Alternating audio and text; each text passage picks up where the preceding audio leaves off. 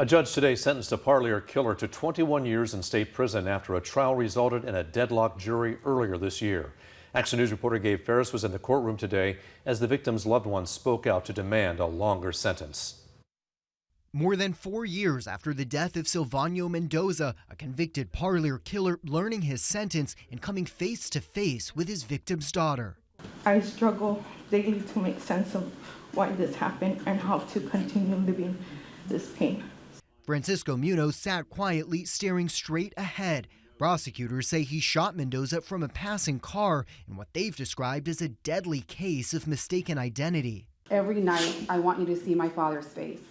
You stole his life, and nothing will ever change that.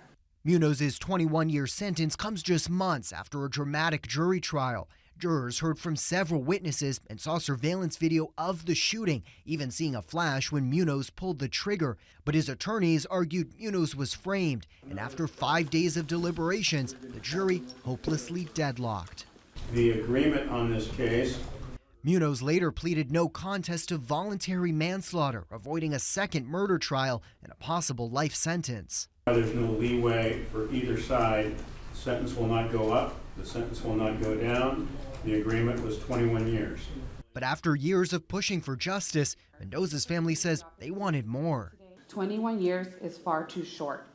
He deserves a life sentence. You are a coward, and no murderer deserves forgiveness. With Munoz now set for transfer to the California Department of Corrections, the judge with some final words to the victim's family. They say that time heals all wounds, but that's more of a saying than an actuality.